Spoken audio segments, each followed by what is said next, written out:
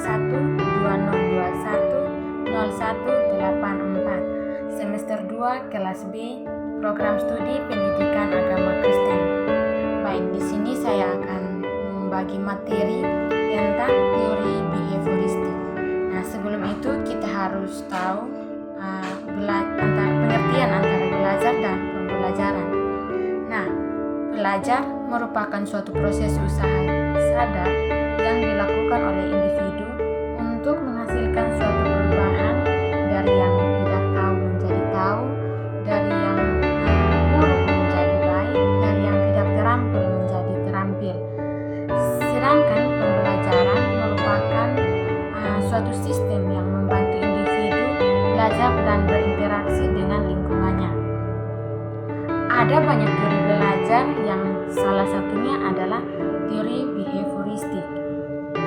Teori belajar behavioristik dicetuskan oleh J.J. dan Brinley, itu tentang perubahan tingkah laku dari hasil pengalaman.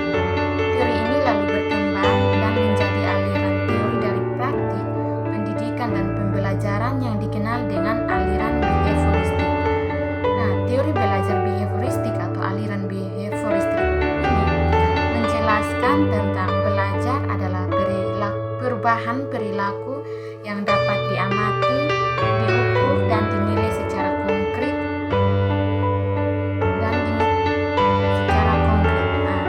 perubahan terjadi melalui rangsangan atau stimulus atau stimulan yang menimbulkan hubungan perilaku reaktif atau respon berdasarkan hukum-hukum mekanistik. Baik, ada beberapa ahli yang mengemukakan tentang atau berpendapat tentang teori belajar behavioristik ini. Yang pertama, menurut Edward Lee Thorndike, belajar merupakan peristiwa terbentuknya asosiasi-asosiasi antara peristiwa-peristiwa yang disebut stimulus dan respon. Nah, ahli yang kedua yaitu J.B. Watson. Ia mengemukakan dua prinsip dasar dalam pembelajaran, yaitu prinsip kekerapan dan kebaharuan. Nah, dua prinsipnya itu yang pertama, satu, prinsip kekerapan. Nah, prinsip kekerapan ini menyatakan bahwa makin kerap individu bertindak balas yang sama terhadap rangsangan itu. Yang kedua, prinsip kebaruan itu menyatakan bahwa apabila individu membuat tindak balas yang baru terhadap rangsangan itu. Watson juga melakukan berbagai eksperimen untuk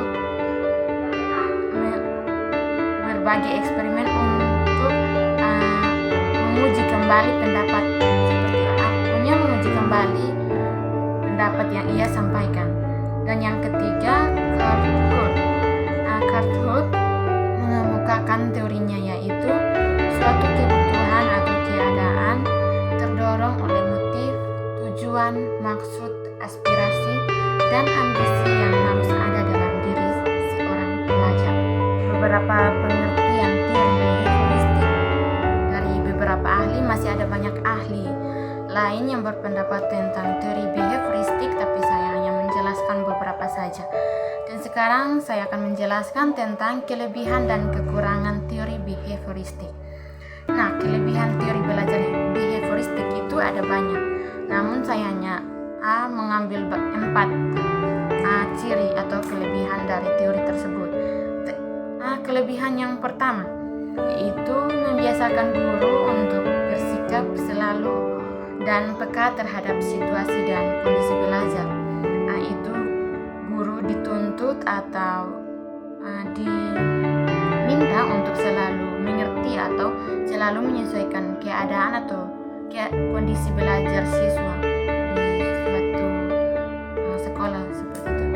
Yang kedua, bahan pelajaran yang disusun secara berurutan dari yang sederhana sampai yang kompleks. Kelebihan teori yang kedua ini itu diminta agar bahan pelajaran atau materi yang akan diberikan kepada siswa itu harus disusun sedemikian rupa dari yang termudah sampai yang tersulit atau kompleks. Nah, teori belajar kelebihan teori belajar behavioristik yang ketiga yaitu teori ini cocok diterapkan untuk melatih anak-anak yang masih membutuhkan dominasi dan peran orang dewasa.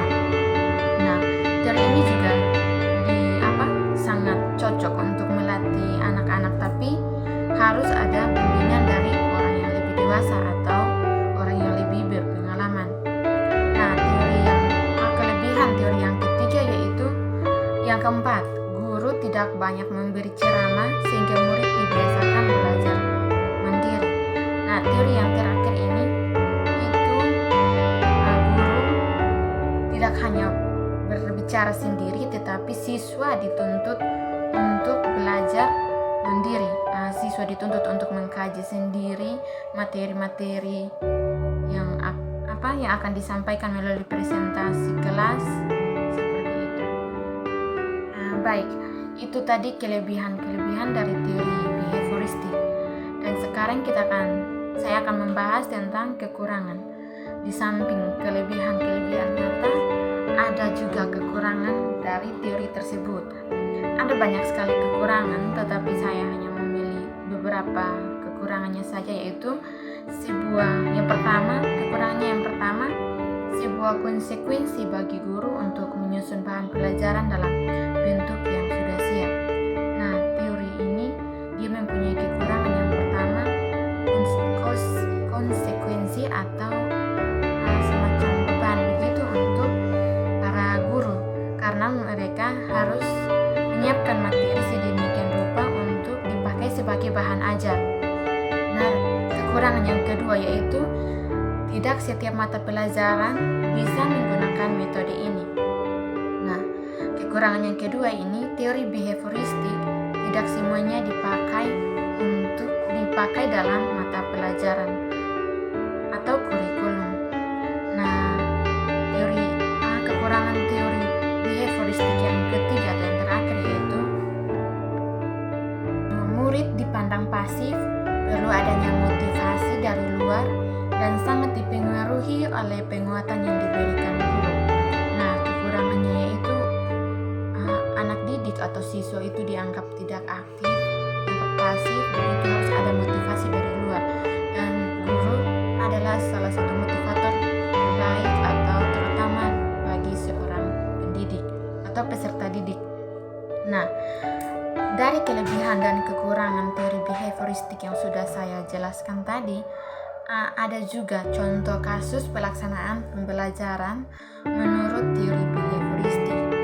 Nah, adapun contoh penerapan teori behavioristik dalam pembelajaran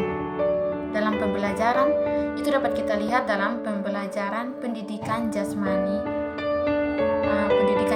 dan kesehatan atau penjaskes. Dalam pembelajaran penjaskes tergantung dari beberapa hal. Yang pertama, tujuan pembelajaran. Nah, tujuan pembelajaran ini yaitu guru harus memberikan pengertian kepada siswa atau peserta didik apa tujuan dari belajar penjaskes. Nah, yang kedua, sifat materi pembelajaran. Nah, untuk sifat materi pembelajarannya tersebut, guru atau pendidik harus memodifikasi materinya sedemikian rupa sehingga bersifat singkat, padat, dan jelas seperti itu. Nah, yang ketiga yaitu karakteristik pembelajaran atau ciri-ciri pembelajarannya itu seperti apa. Nah, yang keempat, media pembelajaran. Dan yang kelima, fasilitas pembelajaran yang tersedia. Nah, untuk yang poin kelima ini yaitu fasilitas. Untuk penjaskes itu fasilitasnya itu misalnya untuk olahraga seperti itu ada matras dan lain sebagainya. Nah, teori behavioristik atau pembelajaran penjaskes dirancang dan berpihak pada teori behavioristik. Itu memandang bahwa pengetahuan adalah objektif, pasti, tetap, dan tidak berubah. Karena teori behavioristik memandang bahwa pengetahuan telah terstruktur rapi dan teratur, pembelajar atau pelajar harus dihadapkan pada aturan-aturan yang jelas dan diterapkan terlebih dahulu secara ketat. Nah, saya sudah menjelaskan dari pengertian teori behavioristik, pengertian teori behavioristik menurut para ahli, kekurangan dan kelebihan teori behavioristik, dan contoh kasus penerapan teori behavioristik. Dan sekarang dari penjelasan tadi saya menarik kesimpulan bahwa teori belajar behavioristik adalah teori belajar yang menekankan pada perubahan tingkah laku serta akibat dari interaksi antara stimulus dan respon terhadap lingkungan, pengalaman, dan latihan yang akan membentuk perilaku mereka. Ada juga pelopor terpenting dari teori behavioristik ini, yaitu Pavlov, Watson, Hull, dan Guthrie.